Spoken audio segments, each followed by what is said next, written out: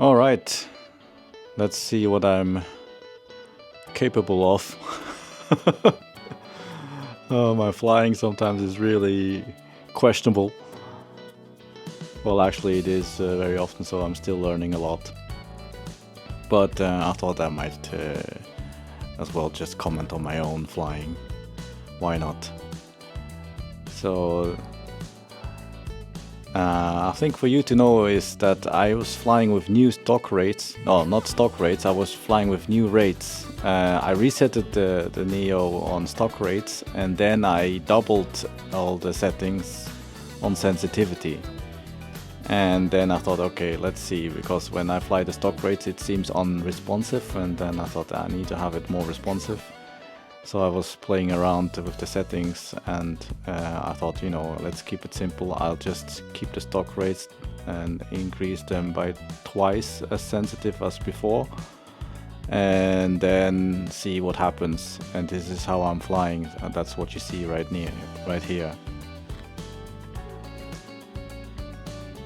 And at this part you can actually see that I am flying up and down, because I'm still getting used to the sensitivity and the movements with the rates. But I try to, of course, keep it level, but it's not working, obviously.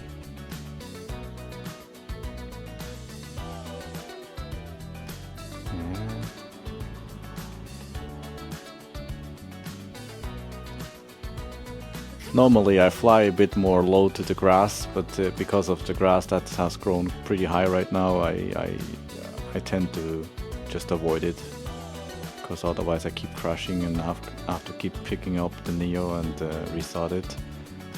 So I thought I'd just fly around a little bit up high and do some other things. That roll was horrible. And that bird keeps coming at the Neo. This black kite that is actually living in one of those trees. You will see it appearing again later on.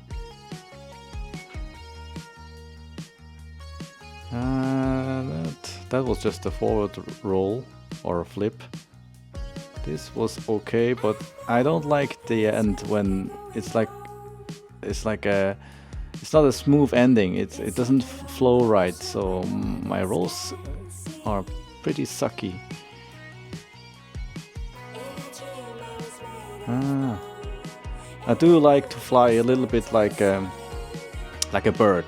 I think that's more fun to fly, and not just flying in straight lines or always like horizon balanced. It's kind of boring. So that's why I fly around a little bit like a bird, left and right, and making these snake-like moves. But with these settings I seem to be okay, except when I do these rolls. These rolls, they just end up looking really bad.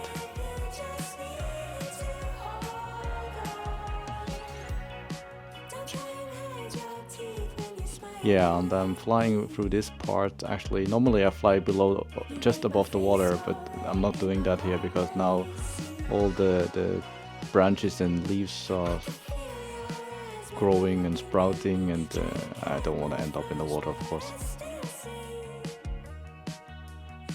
This part I tried to go through this grass, but it's still, there's some plants sticking out.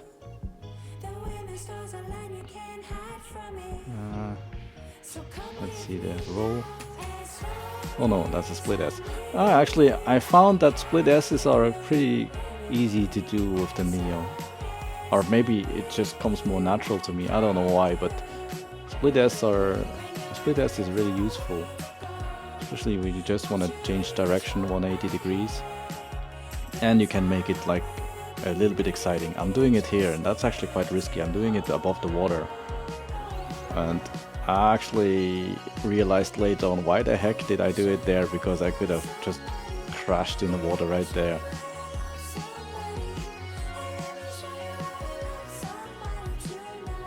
Yeah.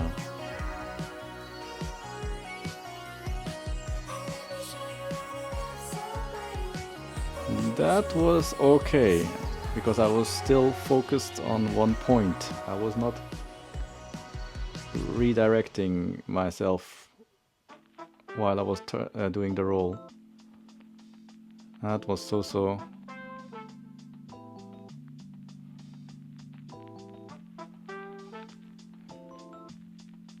Yeah, actually, the idea is to do this without fail, of course, eventually, and I also want to do it not only high above in the air, but I also want to do it just above the surface.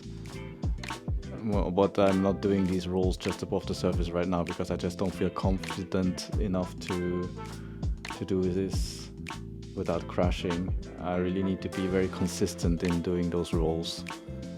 And maybe with these rates at the moment, I wouldn't be doing it above the surface because it's not fast enough.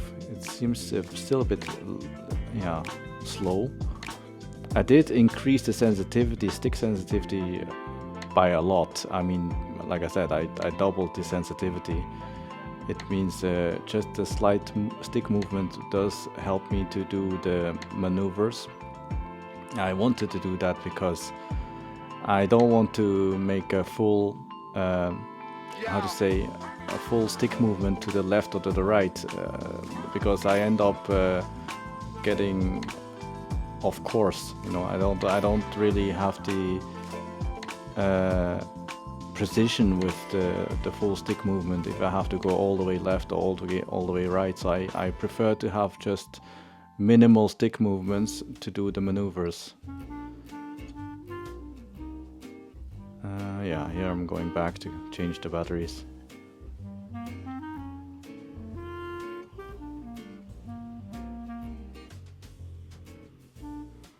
Yeah, and you'll see me being ridiculous with this gardening hat.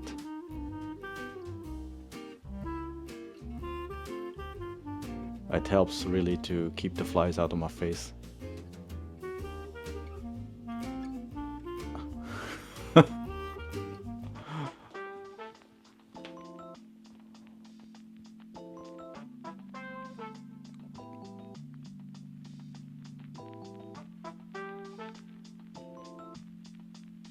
Yeah, but that also helps, of course. I've been flying in this area for a long time now.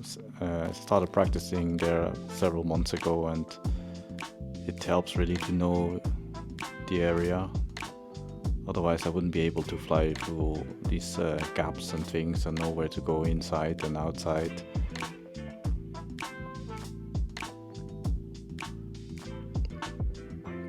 When I go to new areas that I really don't know, then I'm very cautious flying. I just, take it easy, and actually then it's not even worth showing the footage because it's so boring. I just, carefully fly around, especially if I'm going to these big open spaces with valleys and things, because if I end up crashing somewhere far away, then it's gonna be difficult to get the drone back. But here it's reasonably easy to get the drone back if it crashes, unless it crashes in the water. Yeah.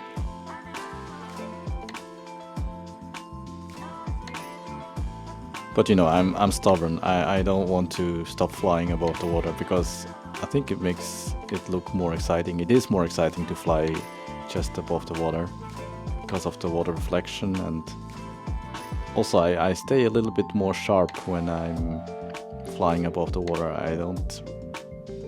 I keep paying attention to where I'm flying because I have to. But if I was just flying above a grass field, a flat grass field, I think I would be not as focused as I would be when I fly above the water.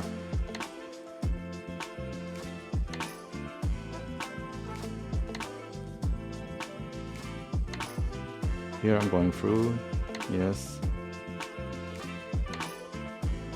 I avoid the other part because I know there was a flower in the way. Doesn't take a lot to get the Neo crashing. This one was quite tricky. I didn't know I was going to make it.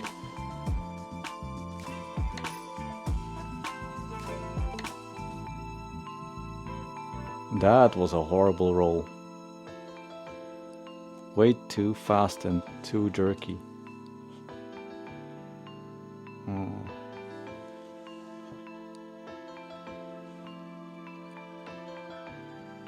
That was another horrible one.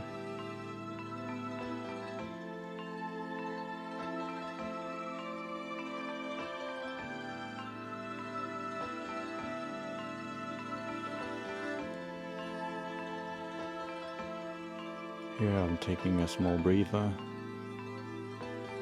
Okay, let's go.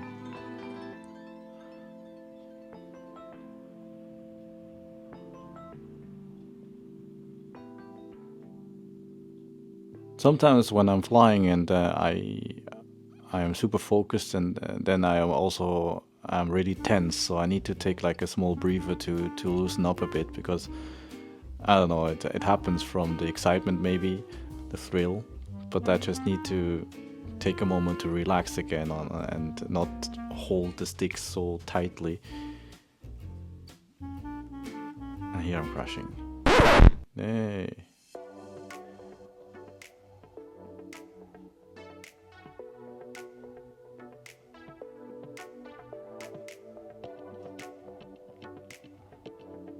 I didn't crash a lot in this practice session, which is nice because it just saves me the time and the effort to go look for the Neo and restart it.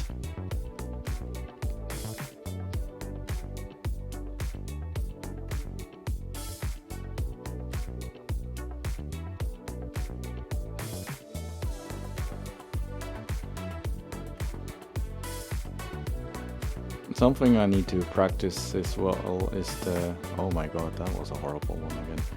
No, what I need to practice is the what do you call it? Circling around things, circling around like a tree or something. Keep it center. I haven't practiced that, and maybe it's just because I haven't found the right tree to practice this, because here the trees are quite up close to each other. But maybe I can just pick a tree top and then circle it, and I try to make it as cinematic as possible when I do this and not in a jerky movement. But I will do this in another session. I don't know, I haven't done that yet. Here I try to like go around the canopy, circle around the canopy of the tree, but it's still pretty jerky. Maybe it's also because I use 20% smooth in gyroflow, so then the footage still looks a little bit jerky in the movements, because I don't want to use 50% smooth in gyroflow. It looks too weird. It looks also very slow, and it doesn't feel right. That's why I choose 20% smooth in gyroflow when I stabilize it.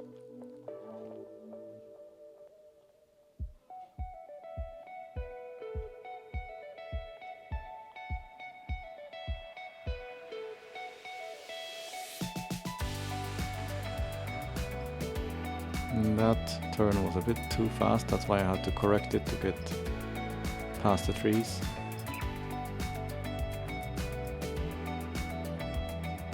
Here I'm taking a moment to get this nice reflection. And this one I wanted to take differently. It just didn't go right, that turn.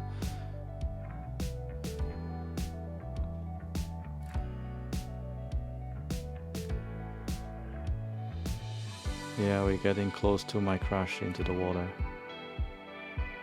Again, at the end there was a jerky movement.